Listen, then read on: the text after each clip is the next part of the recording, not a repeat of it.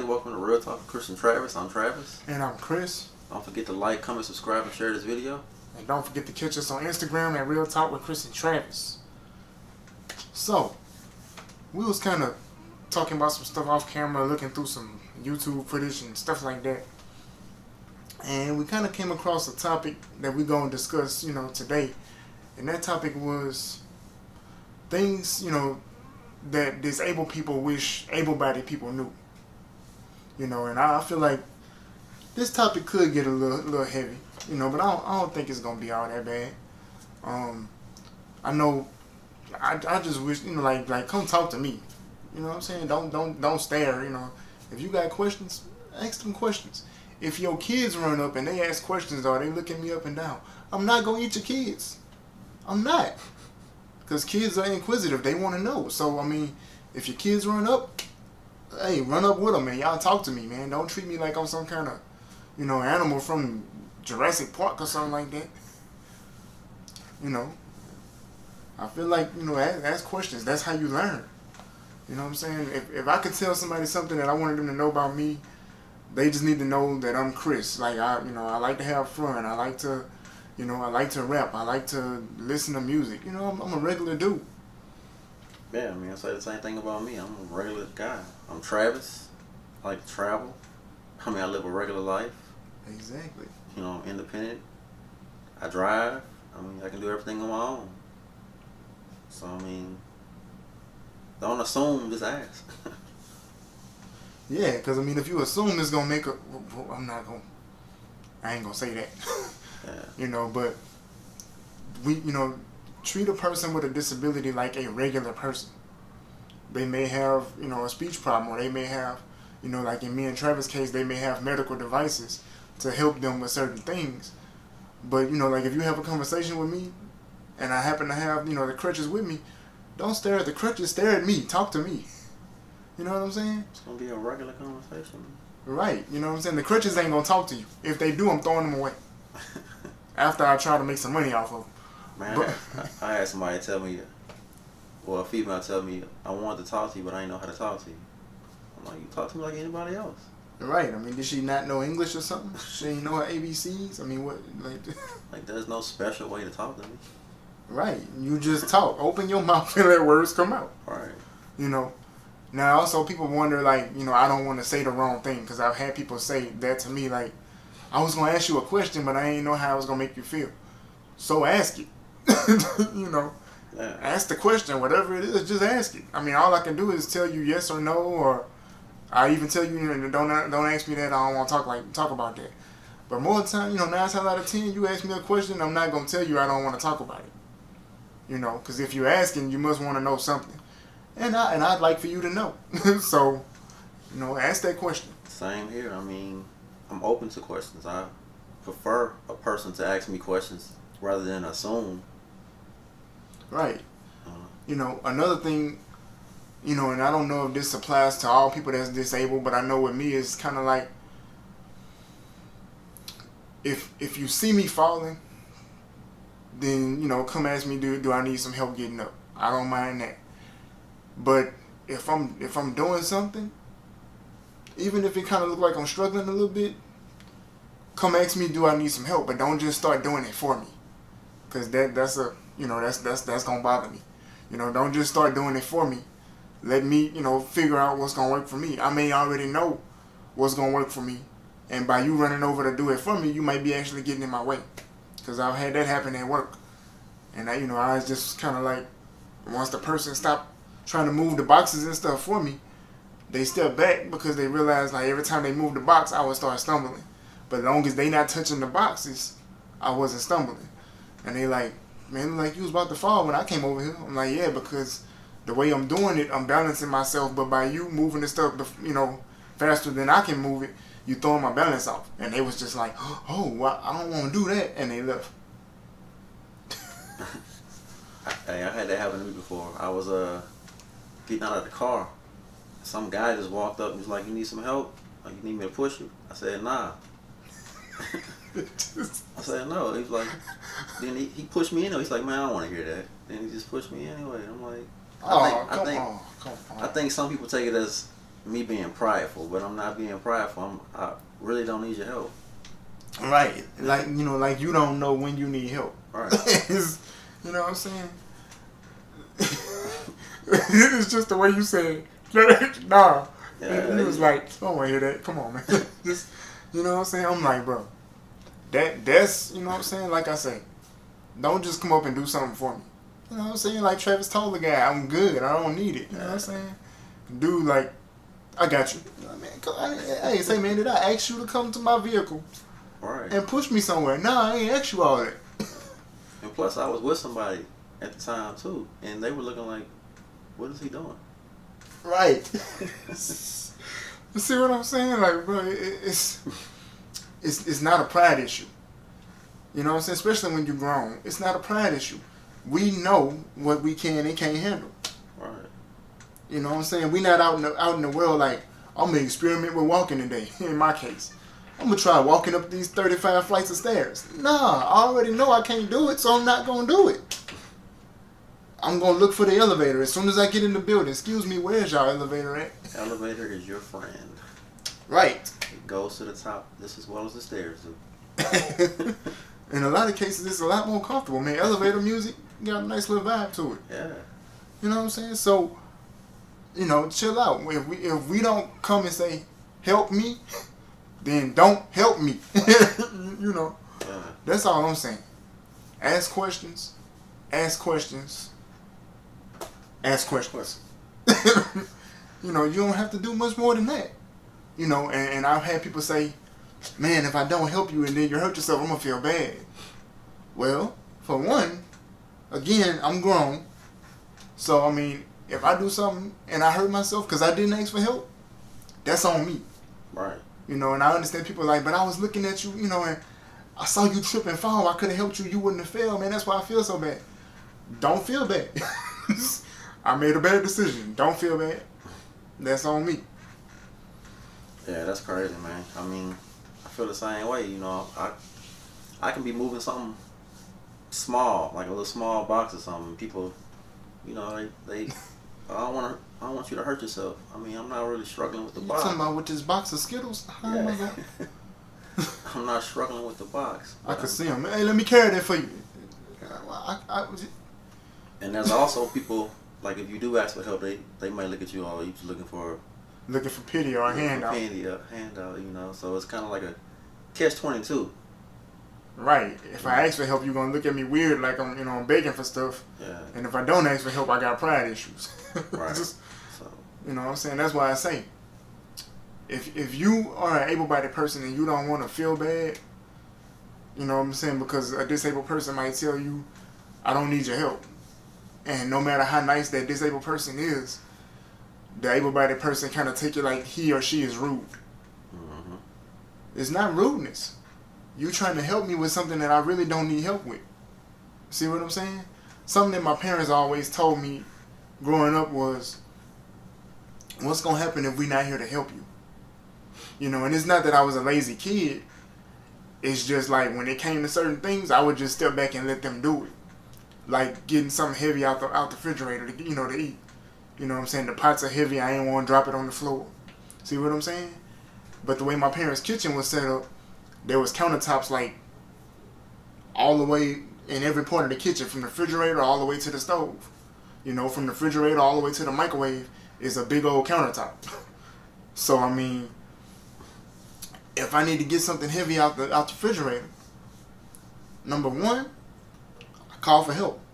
Right. But their whole point was, but what if there's nobody here to help you? Then how you gonna do it? Because you still gotta eat. And that's when I got to thinking about, what? They right. I don't know if God might call them home today or tomorrow. I don't know if my sister gonna be there. She might be at work. I might be off from work. I'm the only one at home for 8 hours. So, I mean, am I gonna just sit there like, well, I'm gonna just eat cereal? It's easy to get to that. No, they got red beans and cornbread and chicken up in there and greens and all. So, I had to figure it out. Yeah. Part of me figuring it out was open the refrigerator and see if I could get the container out. When I realized, okay, I can't even slide these off the shelf. What did I do? Grab my plate, sit it on the counter, get my spoon or whatever I'm gonna serve, dip in the container, and I would dip stuff out the container, put it on the plate. leave everything in the refrigerator. But I absolutely fixed that plate though, and I ate it, and it was delicious. That's how it is, man. You figure out clever ways to do things. You know, Right. You know, your parents gave you that. You know, what if we're not here? You know, so you do what you got to do to figure it out. So, hey, what can I do if they not here one day? Right. You know, it's kind of like when I was growing up. You know, I was raised by a single mother, and I mean, my mom was doing things for me a lot to the point that she just like, you know what, you're gonna do it on your own. You got to figure it out, cause same thing your parents said to you. I'm not gonna always be here. I'm not gonna always be here. So I'm glad she did that though, cause it made me the independent person I am today. Right. Shout out to Miss Carter. You know what I'm saying? So, I mean, it's a whole thing. You know what I'm saying? And that's what I'm saying. Like, a person with a disability does not want to be shunned. We're not saying like we want to be, you know, pushed back and we want to be, you know, on our own and left to our own devices. That's not what we're saying. We're just saying, think about it. I mean, use your brain. If it were you, right, would you want somebody to really do everything for you? You know what I'm saying? Or would you absolutely want to at least try doing things on your own just to see, can I do it? I need to know, can I do it? Because, you know, like Travis said, when you realize you're in a situation where stuff might seem like I can't do something, but I absolutely can do everything I want to do, for one, that gives you great confidence. Like we talked about last week. You know what I'm saying? It gives you great confidence, but it also gives you peace of mind. And on the plus side, it will also give those who have to interact with you on a daily basis, it gives them peace of mind too. You know what I'm saying? Like your parents or your spouse or, you know, your other family members or your friends who are close to you. It gives them peace of mind because they know if they have to leave the earth today or tomorrow, they don't have to worry about how you're going to take care of yourself. Right. I mean, you want them to have a peace of mind to know that, okay, I'm gone.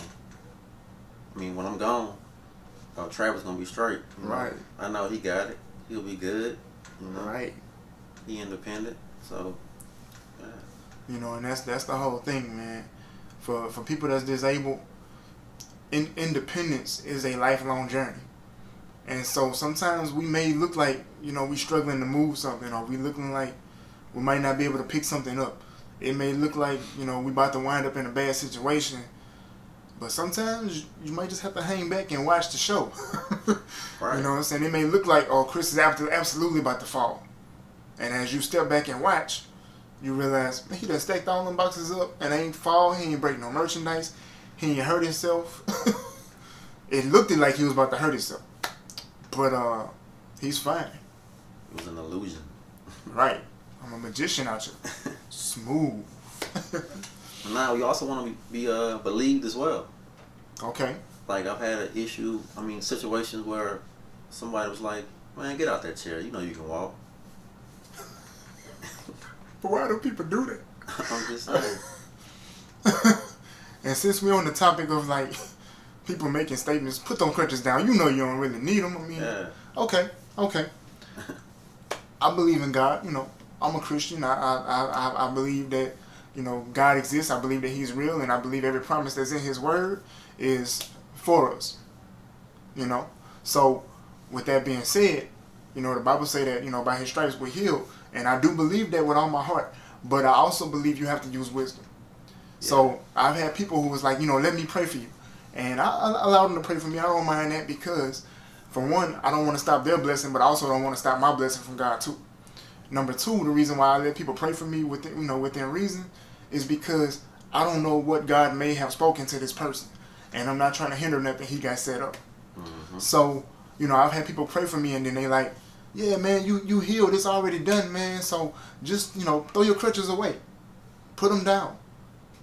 And I'm like, but we in the mall, and I got to go through the whole mall with like 3,000 people. And then there's cars outside in the parking lot moving with no regard to people. So I can't just put the crutches down, you know, per se. I get where you coming from, you know, having faith and walking out on that faith and stuff like that. Faith without works is dead. But if I do what you're saying right now, I feel like I'm gonna be dead. So I'm gonna keep them with me until I feel like God is put enough strength in my body for me to really put them down. Yeah, that's true, man. I mean, I've had issues. I mean, situations where somebody walked up on me and was like, "Can I pray for you as well?" And he was like, "Put your arm around my shoulder." And he tried to like raise me up. Out the chair? Yeah. Oh. Like, God's about to heal you, so you can be able to walk. I'm like, okay. I mean. Okay, but put me down. Yeah, I don't mind you praying for me. But don't try to pick me up, man. Tonight, this ain't really the the time to see if I can walk. You know what I'm saying? I got other stuff to do. You know. Right. You know. You know, I understand the zeal, like, you know, right? Yeah, I mean, I thank you. You know, thank you for the prayer, but I mean, that's too much. Yeah. You about to feel the move of the spirit in another way. Doing what you're doing, man. It's too much. Yeah. You know. It's too much. It's too much going on right now, man. You know, I was just like, bro. And them situations be scary, man, for real. Yeah. Cause I remember, like, I had somebody pray for me, and I remember, like, I was young, and we was at church, and the guy prayed for me, and he was like, you know, I really feel like, man, what I really want to do is, like, I want everybody to move their chairs back, and I'm gonna grab your hand, and we just gonna start running, okay? And I was absolutely like, nah, me and you ain't finna be running nowhere in front of a whole bunch of people in the church where we was, you know what I'm saying? And I'm like, nah, we ain't finna be, cause if you grab my hand and take off running, I can't just take off running right now. And I understand having faith and all of that, I do, I get it. But if you take off running and I hit the floor and you drag me, or I pull you backwards and you fall on me, what's gonna happen then? And his response was, even if you fall, like, I'm gonna pick you up and we're gonna keep running, because I believe that as we keep running, God is gonna supernaturally strengthen your muscles to where you gonna start running and I can let your hand go. And I understood where he was coming from, because, you know, faith, it do take some work. You do have to step out there and do things. Mm-hmm. But like I said, you have to use wisdom too. You know, right. Things can go wrong and things can go right. And I understand, like, fear starts in your mind. I get all of that. But you do have to use wisdom, you know. Definitely. Right. You know, so I mean, to me, it's okay to, you know, feel the love of God on you. You know, you feel the move of the Spirit, and you know, you feel like, hey, there's a person that's, you know, disabled or whatever. You know, they on a walker, they in a wheelchair. You know, they have crutches. I feel led of God to go and pray for them. That is, with me, that is perfectly fine. Make sure you ask before you just do it. You know. Yeah, because like I said, with the situation that I had, where he just walked up on me and was like, "Put your arm around my shoulder," and he was trying to pick me up on my chair, and he wanted me to try to see if I could start walking. I'm like, nah, man. nah, man. I have faith, but I mean, it ain't the right time right now. Right. You know, I had a situation where me and my wife and kids, we was in the mall, and this lady came up to us and was like, "Man, I haven't been wanting to do this since I saw y'all walking through the mall, but I was really afraid, and I really feel led of God to pray for you, sir." And I'm like, okay, well, that's fine. And she was like, "Man, I just asked you, you know, what your name is." And I was like, "My name is Chris." And she was like, "I'm going to remember that when I pray tonight." I was like, okay. And I was about to go take a step. And she was like, "Could I pray for you right now? Is that okay?" The only problem was I had to go to the bathroom really, really bad. And I was trying to get to the bathroom, but I had to weave through people, and she just kind of plopped in front of me, and I couldn't go around her. And I didn't get the chance to say, "Hey, I'm on my way to the bathroom. You know, I'm trying to be as polite as possible." You know, and she really, like, I was like, "Man, that's cool." And before I could even say like anything else, she, you know, started praying, and she put her hand on my shoulder and she started praying and praying. And I'm trying my hardest, like, not to be rude. So I'm standing there. And her prayer is getting a little long. And then she kind of wounded it up, because she opened her eyes and realized, like, me and my wife was kind of looking at her like, "Bro, come on, man. Like, you don't see my kids? We trying to go somewhere." So she kind of, wrapped her prayer up, and my wife was like, "Yeah, we appreciate your prayer," but he was trying to actually get to the bathroom. And she was like, "Oh, I'm so sorry. I am so sorry." And she, she slid to the side. And I booked it to the bathroom and stuff like that. But it's the whole thing, like, just ask more questions. Yeah. I don't mind the prayers, you know what I'm saying? I don't mind you lending a helping hand, but just ask more questions. You know what I'm saying? Because if she came up to me and she like, hey, I wanted to pray for you, but may I ask, is that okay? I'm like, that is okay, but not right now because I'm trying to go to the bathroom. Oh, okay. You see what I'm saying? That's a lot better than like you trying to pray for me and I'm getting antsy and I'm just like, can you move out my way in the middle of your prayer? Like, can you move out the way?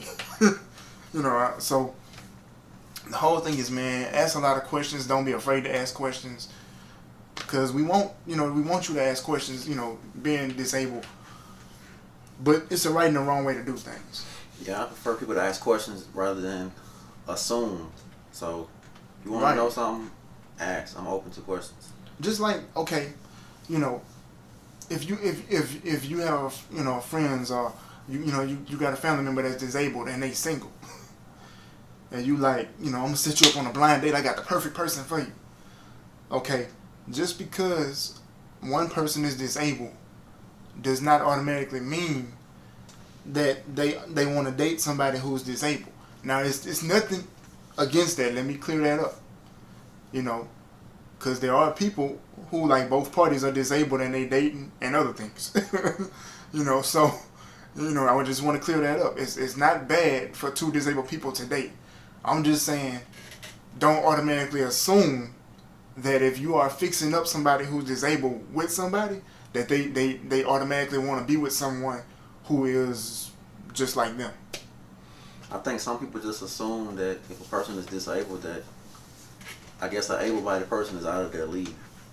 And I could see how people could come to that conclusion. When that's not really even the case. Right. Because that disabled person could be out of an able-bodied person's league. Yeah. And I know people might not see it that way, but it is very possible. Because I know people who are able-bodied, but their mind, the decisions they make, the way they think, it's like, you the person with the disability, not me. You see what I'm saying? I may walk with crutches, but I don't make these kind of decisions where it keeps setting me back years and years, So, to me, everything is in your mind. If you think that because you're able-bodied, you can't be with a disabled person because, and I'm going to just say some of the things I've heard told to me personally, I would date you, but that mean I had to take care of you, and I ain't trying to take care of nobody. That is the stupidest thing I've ever heard in my life. Me too. I'm sorry, that's stupid. I've heard, I would talk to you, but, you got crutches. I'm like, well, what they got to do with anything? Well, if we go somewhere, like, I don't know what kind of things I would have to do to help you, and I just ain't trying to go down that road. Well, what if you ain't have to do nothing to help me? It's like it's like if you was to meet somebody at the store, and you at the store by yourself, and they would tell you, oh, if I got with you, I'm going to have to take care of you. I'm in the store by myself. Why do I need you? Right. I just say don't assume things because you can wind up with your foot in your mouth. Right. And to me, there is no list of words or no list of phrases that you should not use, when talking to somebody that's disabled. I feel like nothing should be off limits. It shouldn't be no, I can't say this, I can say that. Because people that are able-bodied, they be looking for stuff like that. Well, what should I say? What shouldn't I say? I don't want to offend anybody. Man, any human being, anytime you open your mouth, you're going to offend somebody. That's the way I see it. Mm-hmm. It don't matter if you're disabled, don't matter if you're able-bodied. Anytime you open your mouth, you are going to offend somebody in some way, shape, or form. So, if you approach a person that's disabled, or even if they approach you, it's just a conversation with another human being. Talk to that person. Don't talk to their disability. Don't stare at whatever their medical device is. It doesn't define them. Right. And some people have disabilities, they don't have no medical devices. Right. But just from looking at them and talking to them, you can tell that something may be wrong with them physically. Don't draw attention to that. See what I'm saying? It's no different than an able-bodied person getting in a fight and they eye black and their lips swole up, and you walk up and start talking to them. If all you're going to do is stare at how their face is messed up, that's drawing attention to their problem at the moment. you know, just treat them like a normal person. Amen. Yeah, that's all I'm saying. Treat me like a normal person. You know, you got questions, ask your questions. I am not going to get upset because you asked me what happened to your legs. I was born with cerebral palsy. Went through multiple surgeries, went through therapy, and by God's grace and mercy and power, I am where I am today. That's the only thing you're going to get out of me. You know what I'm saying? So, I mean, ask your questions. Yeah, I mean, I just feel like people are just afraid to ask questions for some reason. I don't know why, but I think there should be more of an open dialogue. You know, just ask instead of just assuming and making it seem like if you get with somebody with a disability, you got to take care of them. That's not true. Right. Like, because we all grown. I mean, we grown. I don't need a caretaker. I don't need your help. Right. I mean, if anybody needed a caretaker, when you see us in public, that caretaker would be with them. Thank you. And they're going to look like a caretaker. Y'all hear me on this. Say that one more time. They're going to look like a caretaker. You're going to see them. They're going to be in scrubs. They're going to have tags and IDs and stuff on they, you know, on their person. They're going to look like they at work. Right. I don't know how many times we out in public at Walmart or something like that. You know, when I was working at you know, the place I worked at, my wife come to pick me up, and the first thing people say, man, yeah, your nurse, your caretaker here. I don't have a nurse. What caretaker, man? You confusing me. Like, what? They like, yeah, the lady who take care of you, she's here. I'm like, man, you talking about the lady that used to take care of me when I was a kid? My mother, she's here. Like, they're like, nah, man. I mean, she might be your mama. I don't know, but she's here. And then I gotta ask questions like, what does she look like? Is she tall? Is she short? Is she skinny? Is she thick? Do she have kids with her? You know, I got to go through a whole questionnaire. Like, bro, we're trying to figure out who is this person. They like, man, the lady who dropped you off this morning. Oh, man, my wife is here. Yeah, oh, that's your wife? I thought she was your nurse. I'm like, man, so I can't get something that fine? I mean, once again, the assumptions again, man. You're going to put your foot in your mouth. So my whole thing, you know what I'm saying? Like, and we not trying to make people feel bad. That's not the whole goal here. We just saying, like, y'all loosen up, man. You know what I'm saying? Just because a person is disabled in any way, shape, or form does not mean they can't live a normal life. You know, like I said, when you see me, my wife, and kids out in public, my wife don't look like my caretaker. She's not dressed in a nurse's uniform. She's not dressed in scrubs. You know, she's not with me to make sure that, you know, I don't have some kind of physical problem or I need to take medicine for a certain time or my body gonna shut down like RoboCop. That's not what it is. We are just normal people. Right. You know, he's in a wheelchair. I use crutches to get around, but that's it. You know what I'm saying? It's not no extra to it. You know what I'm saying? Just like able-bodied people go on dates, disabled people go on dates. Definitely. You know, that's how I met my wife. We started dating, and we dated for 3 years. You know, and it was just like normal dating processes. You know, we got married. It was a normal wedding ceremony. It wasn't like, oh, well, did y'all have a wedding at the hospital in case you have a, you know, health problem? Nah, we had a normal wedding at a small church, you know, chapel kind of area. It was a regular, you know, wedding ceremony. You know, y'all stop overthinking that because you're disabled, life is different completely. It's different in certain areas, you know, only when it comes to physical things. But as far as like getting out and living, man, both of us have work jobs and excelled at those jobs. You know, Travis can drive. You know, I can cook, but Travis is a much better cook. I still got a lot to learn. You know, but we can cook. You know what I'm saying? I clean up the house. He cleans up his place. We don't. You know what I'm saying? My wife is my wife. She's not somebody who I leave all the responsibility on. Me and her share the responsibility of taking care of our kids. It's not, well, because he's disabled, she got to do all the cleaning, she got to do all the cooking, and she take care of the kids. No. When my little girl gets scared at night, if she wake up crying and scream, she ain't calling mommy, mom. She wants her daddy. And what I'm supposed to say, like, because I'm disabled, hey, baby, wake up and go see what the baby wants. No. She calling daddy, so daddy is coming in there. You know, a disability does not have to be something that's looked at in a bad light. A person that's disabled is just that.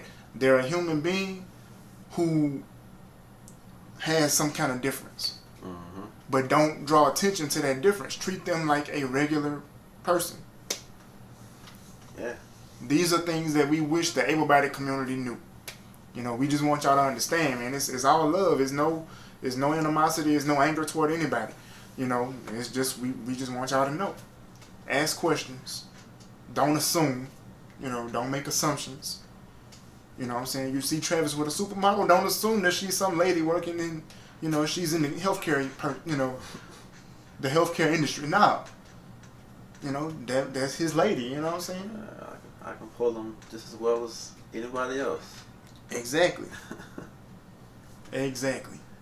Also, I mean, some people also might say, "Oh, I'm so glad you got out today." Like, you see you at the store or something. I'm so glad you got out today. Like, what does that mean? Excuse me, was I in jail? They just released me? That's what you see what I'm saying? Like, I don't. Yeah, I mean, people with disabilities get out and enjoy life too. You know. Yeah, they like to travel, travel, play sports, go to the movies, the mall. I've met people that was disabled. They love to go to the nightclub. Nightclub too. I was like, dude, you take your chair in the nightclub? Like, what, you roll around, you spin around in a circle just? Yeah, I know people that's disabled that go to nightclubs too. I've been in nightclubs. See, clubs, that ain't my thing. I don't club. But I'm saying, I just said all that to say, like, from what I saw and what I understood about nightclubs, it was always dark. It's full of people, and they say it's hard to move around in there. So, if you're on crutches or you're in a wheelchair or you have some kind of medical device, you in a nightclub with that medical device. But that's my whole point. They still get out and go to the nightclub. Travis just said it. He said he go to clubs. I mean, so, I'm sure he gonna be walking through there, a female sitting on his lap. Well, we ain't gonna get into all of that. But yeah, man. TMI. That's what they here for. They want that real. They want the real. So I mean, yeah, disabled people have sex. They raise children. They get in arguments with their spouse. Some of them get into fist fights. We ain't gonna get into that. I touched on all of that last week. But I mean, because we normal people, you know what I'm saying? We go through normal human emotions. We wind up in normal human situations. I mean, last time I looked in the mirror, I wasn't green. He wasn't purple. We just normal people. Right. And we just want to be treated like the whole disabled community. We just want to be treated like normal people. Don't talk to our disabilities, man. Talk to us. Don't talk to our medical devices if we have any. Don't talk to us. I'm just Chris. He's just Travis. Yeah. So the moral of the story: don't make assumptions. Because they will.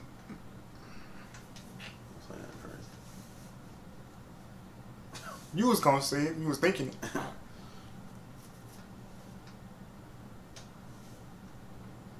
So yeah, don't make assumptions. Just don't make them. Ask a lot of questions. Yeah, ask questions. Ask a lot of questions. Don't be afraid to ask. I mean, right. One thing they can tell you is, I don't want to talk about that at this moment. And leave it at that. Just respect their, their wishes. Their wishes. There are, and this, for me personally, there are no wrong or right questions to ask. Just ask them. Just ask them. Mm-hmm. And don't forget to like, comment, subscribe, and share this video. And don't forget to catch us on Instagram at Real Talk with Chris and Travis. Also, we have an email address. It is realtalkwithchrisandravis@yahoo.com. Y'all can hit us up there if you have any questions, anything that y'all want to get off y'all chest, any topics that y'all want us to discuss so y'all can learn more. So don't feel, afraid to hit us up on any of those platforms. And we'll be back next week with another video. Stay tuned. We out. Peace.